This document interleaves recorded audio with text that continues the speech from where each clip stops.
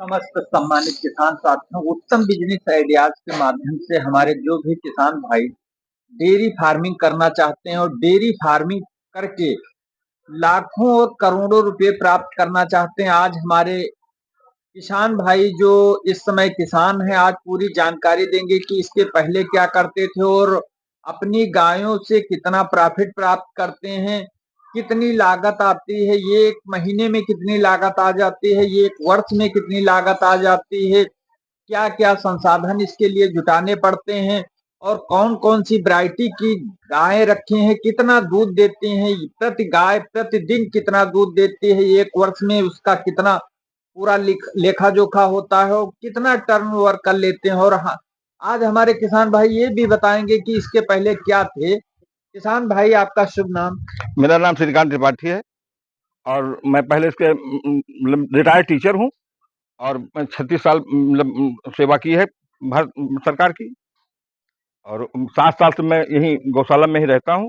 हमारी गौशाला, ये हमारी गायें हैं, वो राठी नस्ल की गाय है और ये 3 साहिवाल की हैं और ये एक गिर गाय की है, एक देशी गाय है।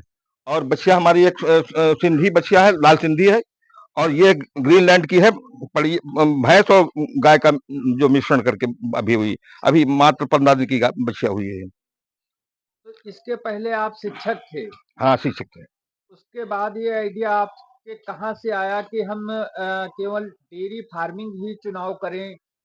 ये कैसे विचार आया? या डेयरी फार्मिंग का मतलब हमको डेयरी फार्म में दूध बेचने से मतलब नहीं है।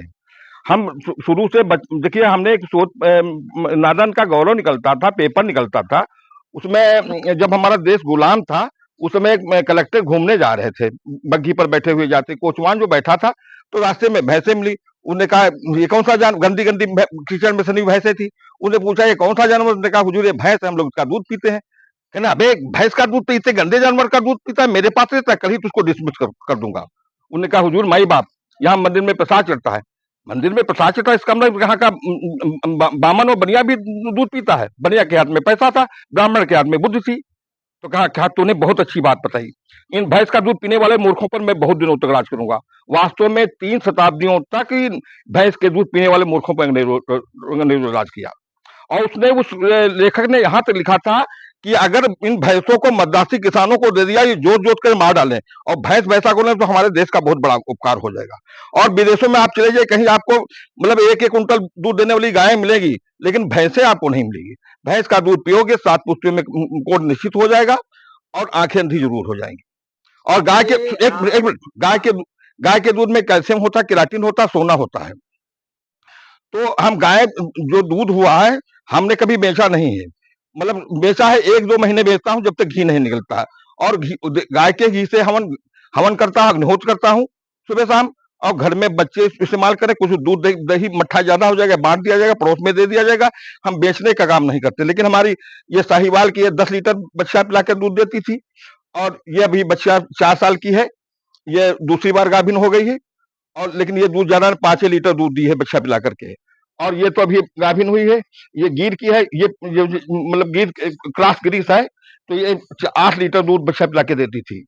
और ये देसी है, ये तो 4 लीटर दूध देती है, अभी ताजी ब्याई है, तो 2 लीटर सुबह 2 लीटर शाम को हो जाता है। और किसान भाई ये चाहते हैं कि हम अधिक दूध उत्पादन करें और अच्छा मुनाफा प्राप्त करें। आप घर में कितना प्रयोग करते हैं, कितनी करते हैं और लागत क्या आती है कि उससे की बचत होती? मान लो आप तो शिक्षक हैं, पेंशन पाते होंगे, लेकिन एक किसान अगर घर में ही पूरा दूध उपयोग कर लेगा तो उसकी लागत कहाँ से लाएगा? नहीं, वो तो खैर वो अपने हिसाब से किसान जो करेगा वो अपने हिसाब से करेगा। हमारी सबसे बड़ी लागत है, हम अग्निहोत्र करते हैं तो 2 ग्राम घी से 1 टन ऑक्सीजन तैयार होती है। कितना देश का उपकार होता है, 1 किलोमीटर के दिन में कितनी फसल पैदावार बढ़ जाती है। हवन करने से कितना लोगों को निरोगी जीवन हो जाता है। हम तो अभी वेद मंत्र एक टीवी पर कार्यक्रम सुन रहे थे, तो एक महात्मा आए थे, वो वेद मंत्र पढ़ रहे थे। वो कह रहे थे जिसके पास गाय है वो इंद्र के समान है। उसके बाद कहते इंद्र के समान ही नहीं, साक्षात इंद्र ही है। जब आप बच्चा बछड़ा दूध देखते हैं कि बच्चा बछड़ा दूध पी रहा होता है, तो बच्चा बछड़ा दूध नहीं पी रहा होता है, मतलब सारे देवी देवता दूध पी रहे होते हैं, क्योंकि गाय में 33 करोड़ देवी देवताओं की परिकल्पना की गई है। तो क्या गाय में 33 करोड़ देवी देवता होते बछिया बछड़ा में नहीं होते हैं? तो वो देवता लोग इंतजार क्या करते हैं कब बछड़ा खोले, जो लगाता है उसको भी पुण्य मिलता है। और गो सेवक लौट के पुनरावर्तन इसका संसार में नहीं होता, वो सीधे भगवान श्री कृष्ण के गोलोक धाम में जाता है। शिवलोक से तो वापस आ जाता है, विष्णुलोक से वापस आ, लेकिन गोलोक धाम जाकर के वापस नहीं आता। और मैं 7 साल से रह रहा हूँ यही गौशाला में, जब से रिटायर हुआ इसी गौशाला में रहता हूँ, इनकी सेवा करता हूँ, इनको देखता हूँ, बस ये हमारी है कल्पना। प्रारंभ और में आप कितनी गाय लेकर आए थे? एक गाय लेकर आए थे या ये सातों गाय एक साथ लेकर आए थे? नहीं, ये तो हम जब बता रहे हैं कि 1900 जो है 76 से जब हम गांव में जब से रहने लगे, ट्रेनिंग करने के बाद में 7 साल तो जॉब नहीं मिला था, कपड़े का व्यवसाय किया। गायें हमारे सदैव रही हैं, लेकिन अब ये धीरे धीरे वैरायटी बदल की, आज ये बदल गई, कहीं वो बदल गई, किसी को दे दिया, बचा बचा दिया, अच्छी वैरायटी मिली तो हम ढूंढ ढूंढ के ले आए। अब हमारे पास ये है, बढ़ गई है, अब उनको भी हटा। अब इतना छोड़ो, हमको मैं 10 जानवर इस समय हो गए हैं, और 3 गाभिन तैयार हो जाएंगे तो 2-4 हटाने तो होंगे ही। आपके पास इस समय प्रेजेंट टाइम में दूध उत्पादन सुबह शाम का मिला करके कितना होता है? इस समय जाड़े में तो कम ही होता है, लेकिन 18-20 लीटर दूध हो जाता है हमारे पास, वही दूध दही घी हो जाता है। और वैसे इस समय तो 8 ही लीटर दूध हो रहा है जाड़े में। जाड़े में दूध कम हो जाता है इसमें। जो आपका एरिया है, हाँ, उसमें आपकी गायों का दूध प्रति लीटर क्या रेट चल रहा है इस समय? अब रेट यहाँ तो है 40-45 रुपया लीटर लेते हैं, लेकिन हमसे कोई 100 रुपये लीटर मांगे, घी हमसे 20,000 रुपया किलो मांगे, मैं 20,000 किलो नहीं दूंगा। मैं, हमारे बच्चे खाएंगे, पोते खाएंगे, हम खाएंगे, हवन किया जाएगा, हम तो नहीं। 20,000 दूध हमारे पास जब जैसे ज्यादा हो रहा है और घी नहीं निकल रहा है, 1 महीने दूध वो तो वही 35-40 रुपया लीटर लेते हैं।